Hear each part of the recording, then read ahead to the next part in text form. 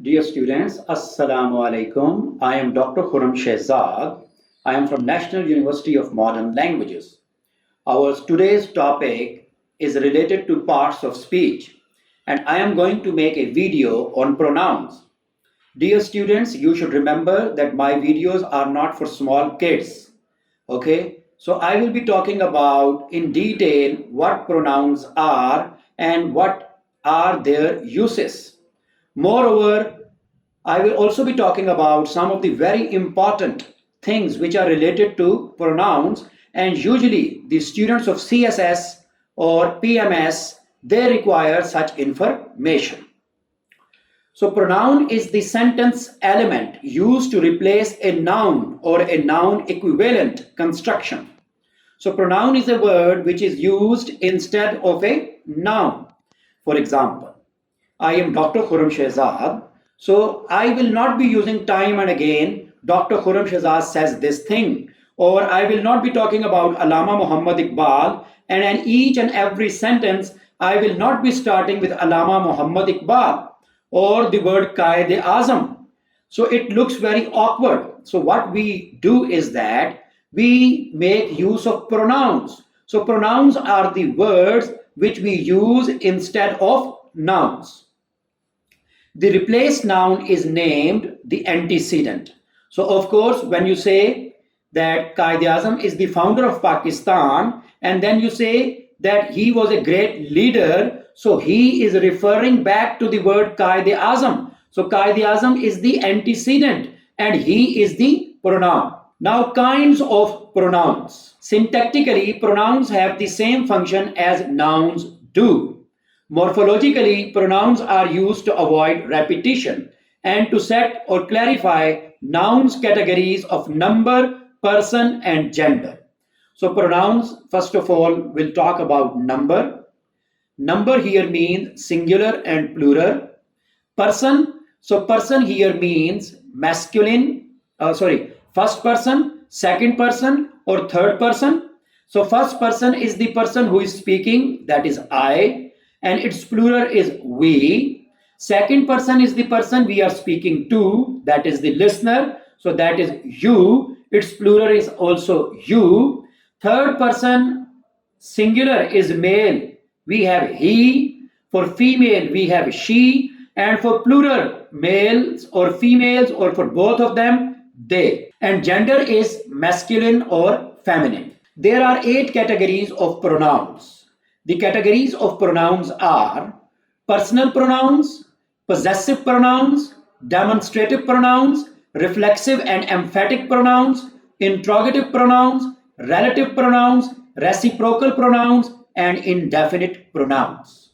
So one by one, we will talk about them in detail. First of all, personal pronouns. Well, dear students, personal pronouns represent specific people or things. We use them depending on number, whether it is singular or plural. So singular is I, plural is we. First person I, second person you, or third person he. Gender male he, female she, or neuter it. Case, we have got subject or subjective case, or object or objective case. We use personal pronouns in place of the person or people that we are talking about. Here is the table of personal pronouns followed by some examples. So number, singular and plural, person first, second, third, and then in plural first, second, third, gender, and then personal pronouns subjective case and personal pronouns objective case. So first person singular, I, object will be me. I work hard. You gave me this pen. Me this pen. So me is objective case. You listen to music. I will hand over this book to you. You is again objective case. So for male or female, I and you, same. Second person, male or female, you, subjective case, and you is used for objective case. Third person singular, for male he, for female we have she, and for neuter we have got it, But remember, the use is different that I'll be talking about later on. An objective case, for he we have got him, for she we have got her, and it we have got it. So he plays cricket, she listens to music, it goes well. You helped him in the paper, him objective case. You helped her in the paper, her objective case. I gave it to you, it objective case. Plural first person, male or female, we, and objective case is us. Second person, male or female, you, and objective case is you. And third is they, and objective case is them. And if I remember way back, I learned this table by heart. So we can say I, my, me, we are us, you, your, you, he, his, him, she, her, her, they, their, them, it, its, and it.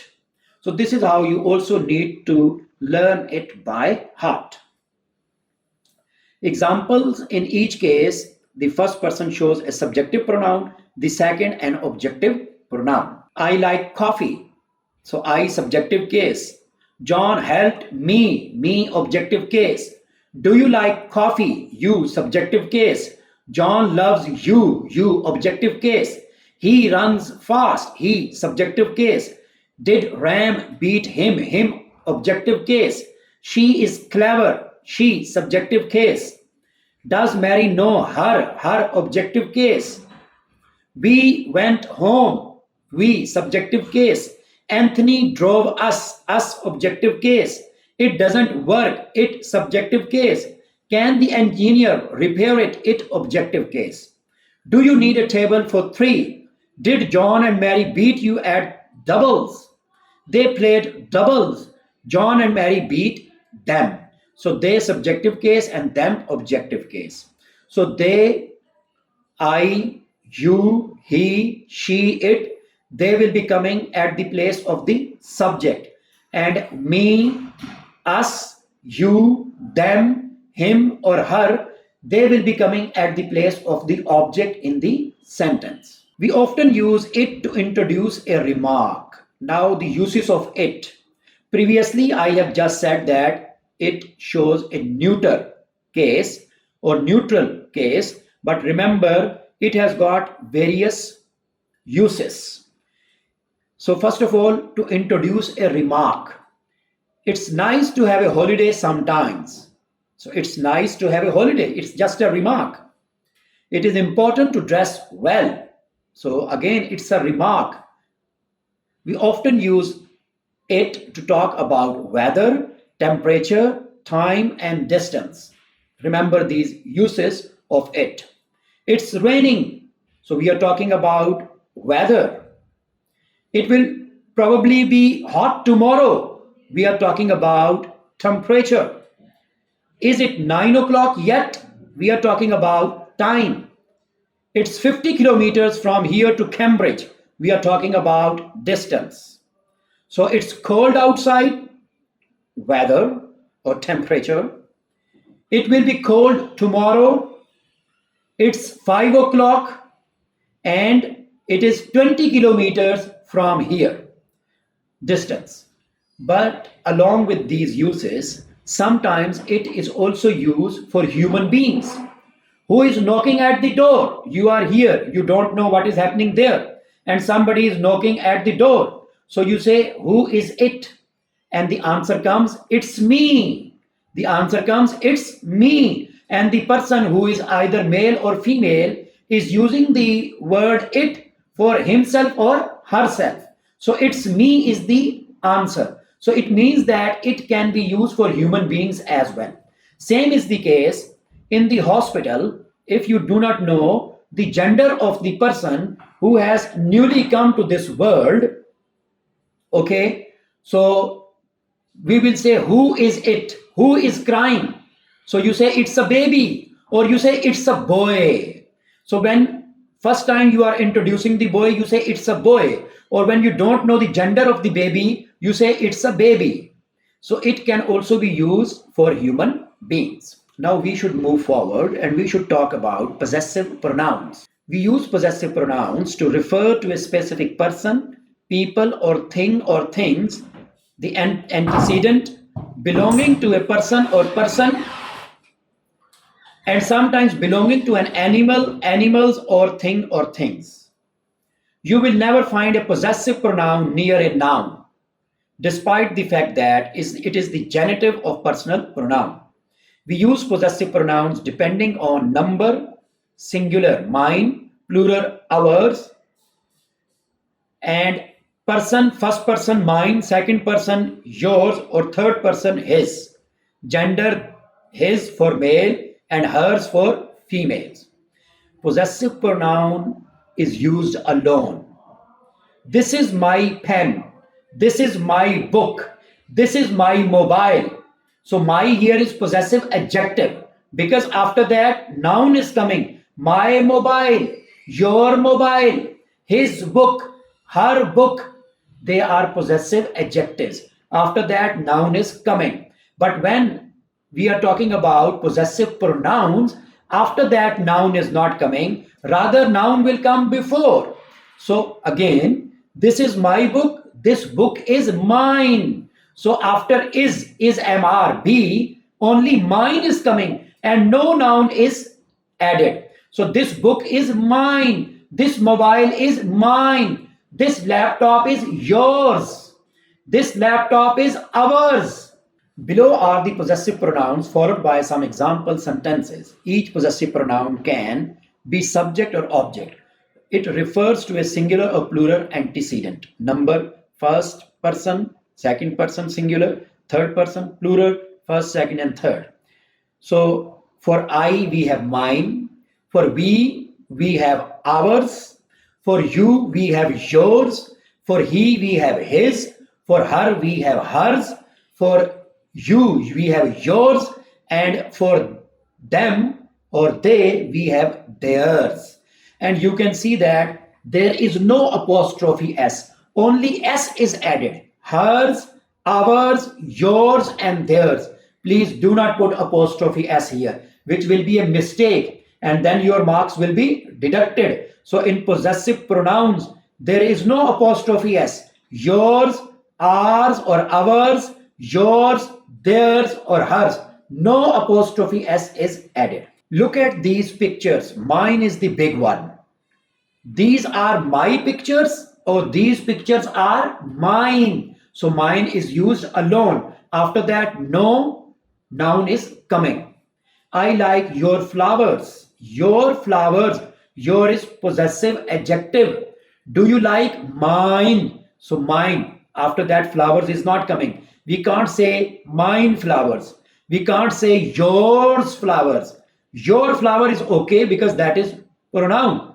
But yours is possessive adjective. So it will come alone. Possessive pronoun. So it will come alone. Your is possessive adjective. After that, noun will come. All the essays were good, but his was the best. So possessive pronoun. After that, no noun is coming. So his. John found his passport, but Mary couldn't find hers. So here, passport cannot be added. Hers. Possessive pronouns. So after that, noun cannot be used and apostrophe S cannot be used. Singular, my, plural, our. Before nouns, your book, his book, her book, its legs. My book, our books, your books, their books. But they are used alone. So mine, books, wrong, mine. Books are mine. Books are yours. Books are his. Books are hers. Legs are its. Laptop is ours. Laptop is yours. And laptop is theirs. And no apostrophe S is added. Reflexive and emphatic pronouns. Reflexive pronoun is used with an active voice verb in order to reflect the action of the verb which is going back to the subject. The antecedent Emphatic pronoun accompanies its antecedent in order to accentuate its action or state. Usually, reflexive pronoun is used after the verb because it will show that the action is going back to the subject. I hurt myself. So, myself is coming after the verb. But emphatic pronoun is used soon after the noun, soon after the antecedent. I myself did it. Reflexive and emphatic pronouns take different positions within the sentence structure. Yes, this is what I have just told you. We use a reflexive pronoun when we want to refer back to the subject of the sentence or clause. Reflexive pronouns end in self, singular or selves, plural. There are 8 reflexive pronouns: myself, yourself, himself, herself, and itself for singular, ourselves, yourselves, themselves for plural. The underlying words are the same person or thing. I saw myself in the mirror. Action is going back to the subject I. Why do you blame yourself? Action is going back to the subject you. John sent himself a copy. Action is going back to the subject John. So reflexive pronoun. I made it myself or I myself made it. Now this is emphatic pronoun. It is coming either after the object it or soon after the antecedent I. Have you yourself seen it? You yourself, emphatic pronoun. Or have you seen it yourself after the verb? She spoke to me herself. So after the object, after the verb. Or she herself spoke to me. So these are the places or positions of emphatic and reflexive pronouns. Demonstrative pronouns. Our next topic is demonstrative pronoun. Demonstrative pronouns and demonstrative adjectives have exactly the same form. The way to differentiate them depends on their position relative to the antecedent or determined by the nouns. Demonstrative pronouns: this, that, these, and those. This or that for singular, these and those for plural. The former, the later. The first, the last. The other, the others. Same, such, or so. A demonstrative pronoun represents a thing or things. Near in distance, if it is near, this or these. If it is far, that or those. Singular and plural. Near this, plural these. Far that, plural those. This tastes good. These are bad times. That is beautiful. Those were the days. So look at the picture as well. That shows it is far. Those shows it is far and in plural. This shows it is near, and these show it is in plural and near. The word that has 4 main functions: demonstrative pronoun or adjective. That book is good. So that book is demonstrative pronoun. Relative pronoun. Later on, when I'll make a video on relative pronoun, there we will talk about that in detail. Anything that you remember could help a lot. So this is relative pronoun. Conjunction. He said that. He had been there before. When you are changing from direct to indirect speech, we use a conjunction that. He said that. Adverb. That snow was that high. So these are the 4 uses of that. Do not confuse demonstrative pronouns with demonstrative adjectives. They are identical, similar, but demonstrative pronoun stands alone while demonstrative adjectives qualifies a noun. So of course, when it is adjective, after that noun will be coming. And when it is pronoun, no noun can come with it. That smells, demonstrative pronoun, because after that no noun is coming. So that smells.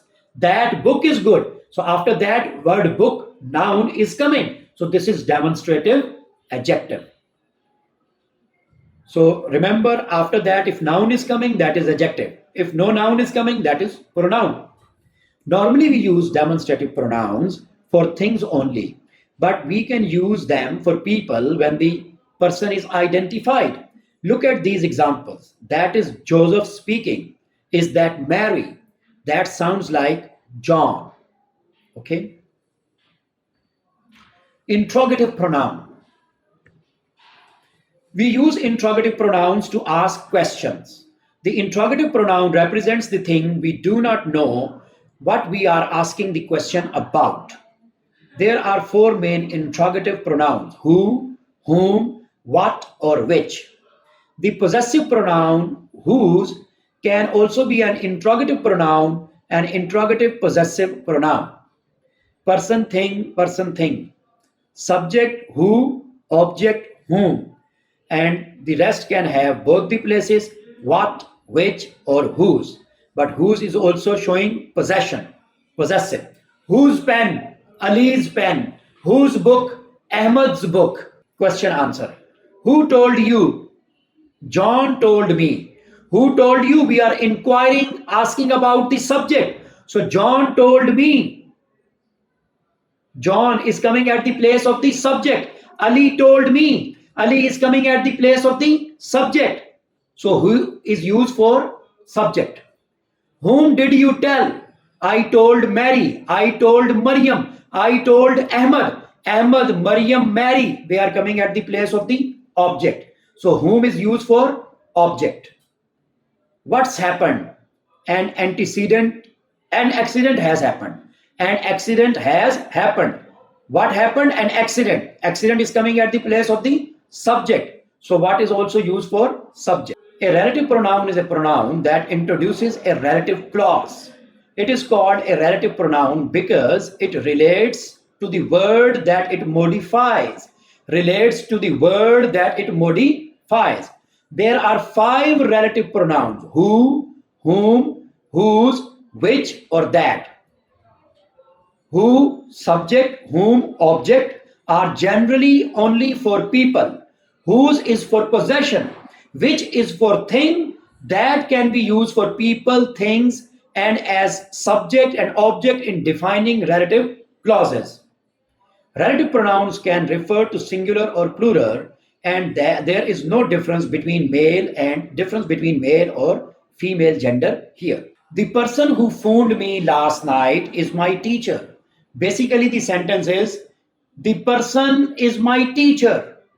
Who phoned me last night is information which is telling us about the person who phoned me. Which person? Who phoned me. So this is important information. Without this information, we cannot complete the sentence. We don't know who this person is if we do not add who phoned me. So this is important information. That is why after the word person, comma is omitted. When extra information is given, comma is added. When important information is given, comma is not used. The person who phoned me last night is my teacher. The car which hit me was yellow. The car was yellow. We don't know which car we are talking about. The car which hit me. So which hit me is important information. Again, comma is not added. Was yellow. The person whom I phoned last night is my teacher. The person is my teacher. We don't know which person we are talking about. The person whom I phoned last night is important information. Again, comma is not added after the word person. So this is important information. When extra information is given, comma is added. The car whose driver jumped out just before the accident was completely destroyed. The car was completely destroyed. Sentence is complete. And the article the is telling that the person who is speaking about the car knows which car he is talking about. And the person who is listening also knows which car the speaker is talking about. So comma is added. The car whose driver jumped out just before the accident was completely destroyed. Reciprocal pronouns. We use reciprocal pronouns when each of two or more subjects is acting in the same way towards the other. There are only two reciprocal pronouns in English, and they are both two words, each other and one another. Usually we say when two people are talking, we use each other. When more than two people are involved, we use one another. But these days in spoken English, people usually do not take care of this thing. But in CSS examination or in advanced examinations, okay, higher examinations, we demand that you should know the difference between each other and one another. Each other involves two people or things, one another involves more than two people or things. When we use these reciprocal pronouns, there must be two or more people, things, or groups involved. So we can't use reciprocal pronouns with I, you, singular, he, she, it, and they must be doing the same thing. John and Mary love each other. Two people are involved, John and Mary, each other. John and Mary love each other. The 10 prisoners, more than two, were all blaming one another. So one another is used for more than two, and each other is used for two people. Why don't you believe each other? Now, here it is you, we don't know whether you is talking about only one person. If it is one person, we cannot use each other. It means there are two people at least, because you can be plural as well. So we are talking about at least two people. Why don't you believe each other? Indefinite pronoun. An indefinite pronoun does not refer to any specific person, thing, or amount. It is vague and not definite. That is why it is indefinite.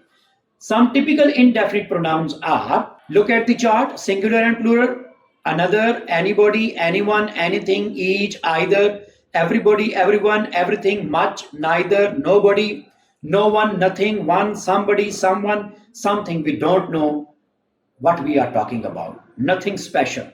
No one is specified. Anyone, someone.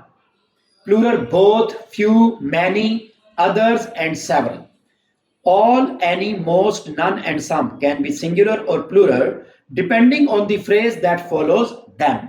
So they can be singular as well as plural. Note that many indefinite pronouns also function as other parts of speech. Look at another in the following sentence. He has some job in the day and another at night. So another here is pronoun because we are talking about job. So it is pronoun. I'd like another drink. So it is adjective, another drink. Noun is added. So it is adjective. Most indefinite pronouns are either singular or plural. However, some of them can be singular in one context and plural in another. Notice that a singular pronoun takes a singular verb and that any personal pronoun should also agree in number and gender. All is forgotten. So here all is singular. All have arrived. Here all is plural depending upon the context. We can start the meeting because everybody has arrived. John likes coffee but not tea. I think both are good. Both are. Tea as well as coffee. So thank you very much. Dear students, today we have talked about pronouns and its 8 different kinds. But since already the video has gone very long, some of the other important things that I want to tell you, I think I should be telling you these things in another video. Thank you very much.